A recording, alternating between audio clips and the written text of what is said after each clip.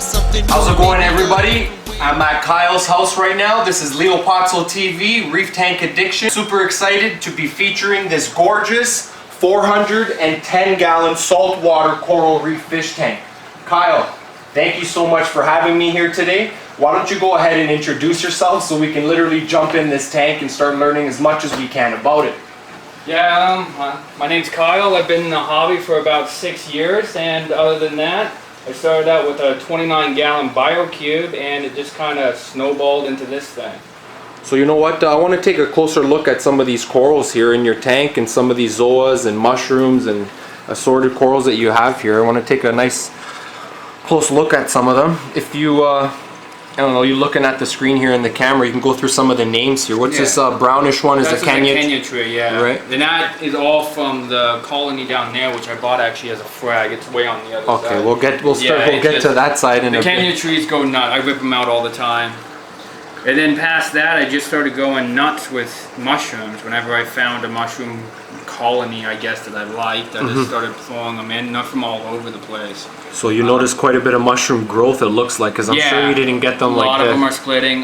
You can see the purple mushrooms that are there. They moved all the way up onto this rock, and you'll find mushrooms throughout the whole tank. I actually have to rip them out sometimes because they end up stinging on the corals and getting in the way. Right. And then zoanthids, which the zoanthid garden used to go all the way through where the jawfish are, but the jawfish decided to kill a lot of them because they're dicks. Is that right? Yeah, they cover them up, and I don't have the heart to move the jawfish. So he covers them up with some sand? Yeah, oh yeah, they bury the hell out of them. So just by covering up the zoas a bit, it after time, repetitive, because that's his home, eh? That used to all be zoanthids, but he decided to cover it up, so I mean, whatever. As long as they're happy, I'm good.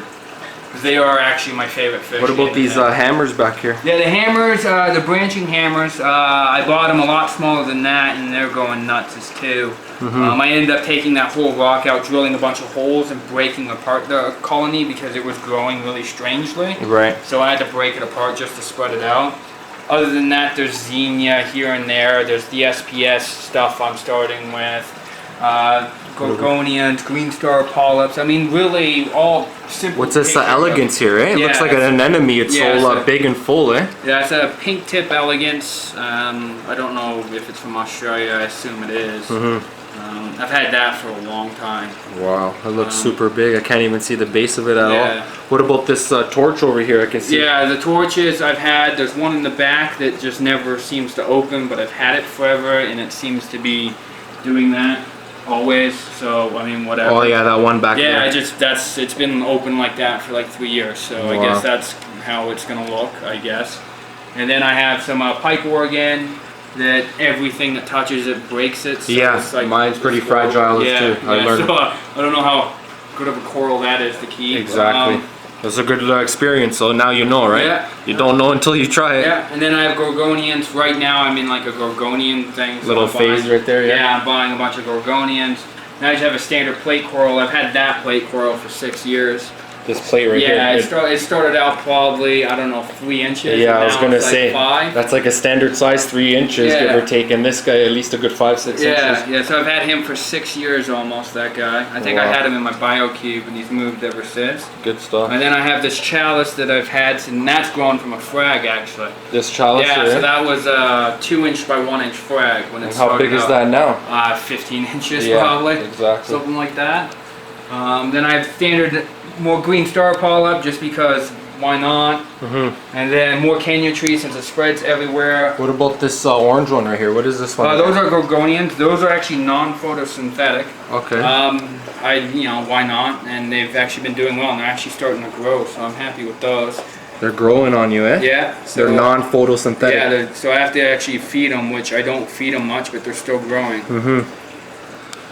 And then other than that, what's this? Some red Monty here or purple? No, it's purple Monty. Purple is I bought that. It was pretty much the same size. I just liked it, so I just picked that up not too long ago. Some GSP you got here, green star polyps. It's just covering that rock like crazy. Yeah, it's crazy. I cut it off the back wall because I don't want corals growing up my back wall. I just don't like how that looks personally. Interesting. And then I have a cup coral. It's yellow tipped or whatever. It's really nice. It's a newer piece, just seeing how it is. It was taken out of someone's tank in Toronto, I don't know whose, but I like it. That's very nice yellow on it, eh? Yeah. more mushrooms, bubble tip, green bubble tip. I've had that green bubble tip for 6 years as well. This green bubble Yeah, tip. It's more than just green. It's like green and yeah, it's so weird. pink and Yeah, it's just strange. But I've had him for 6 years. He split once on me and that's it. I sold the other one off. See that? 6 years and split once. Yep. You never know. And what do you think caused that split? Any idea? Oh, it was in my 125 and that tank was horrible. I just never took care of it. It just wasn't really too happy. Bad water quality. I don't really know what makes them split, but I know, we're still trying to figure out what's making these guys split sometimes. Yep. This has got this rose bubble tip here. Yep, which actually 6 or 7 sexy shrimp live in. Is that right? Yeah. Oh yeah, I see one right there on the bottom. I think there's like 6 or 7 last time I counted. Yeah. I think I only put in 4, so I might be getting more, I'm not sure. Well, you got some more mushrooms there on the back? Yeah, just mushrooms here and there. Most of them are all from that huge Look, you got some Kenya tree here growing on the side of the clam here? Yeah, I gotta rip out that stuff all the time. It's ridiculous. As long as I guess it doesn't bother the clam, then no, we're okay. it seems okay. When they start touching the mantle, they get kind of bugged. What about for some cleanup crew here? I know lots of people are always interested in looking for the proper cleanup crew, kind of an idea to like, yeah, for this tank, I run 80 hermits probably. 80 hermit crab? Yeah, I run 2 Mexican turbo snails and probably 6 other snails. Yeah. And that's it. It's a low nutrient tank. I was in the process of switching it over to Zeovit. Okay. So I was getting it back to being almost no nutrients. So I can't really support a huge cleanup crew. And I don't really see the need since my tank is usually clean. There isn't much algae on it at all. And to be 100% honest with you, I don't clean the rocks or clean much. I don't even clean the sand bed. I don't vacuum it. I don't do anything. Interesting. I just stir it up once every 2 weeks. How do you stir? You stir up the sand bed? Yeah, just a bit. Yeah, and that's it. What do you do? How do you do it with just your hand? My hand, yeah. Just with your hand, stir it up. Yeah, that's it. And it makes the tank obviously cloudy, no? Yeah. I wash the sand really well. There's not that much detritus buildup in the tank ever. I think it just has to go with flow and whatnot. I don't know. I've always had luck. I've never had a nasty sand bed. The tank's gone through stages when I first set it up. You know, nasty dive bombs and stuff like that. But other than that, the sand is always white. How deep is the sand? It ranges from like 4 inches all the way down to even ½ inch. It's wherever the power heads decide to blow it at the moment. And because of the wave system now, I mean, the wave's only been in there, the power heads for like 2 days, so it's doing weird stuff. Yeah, it's still break. I still got to program a few other adjustments. Oh yeah. Aiming at the right angle and whatnot. Yeah, exactly, and the right power and stuff like that. But the flow in the tank seems to be good. My JVOs that I did run on the tank, it was more of a larger wave in it. It seemed to work okay, but it's still not random enough. I would really want random flow, and that's why I went with the wave system, because they have programs already installed that are completely random, somewhat random, which is a lot better in my mind for a reef tank. Sometimes I use the Ellis mode on the juggle, which is pretty random flow, works pretty good too.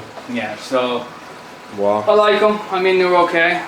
So you know what, why don't we touch base on, I guess, some of the maintenance and the equipment that you kind of have to like maintain this tank. Like what do you, like, there is no sump down here, guys. I might have to turn the light on for you guys. We'll break into this middle section right here.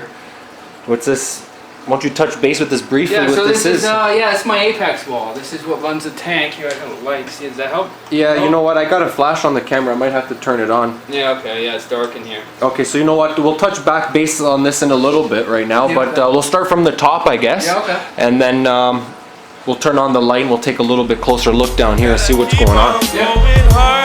I'm gonna get the tank I want. And you know it looks so crazy.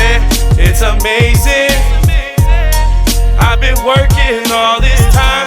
I'm pushing hard on the grind, cause you know I deserve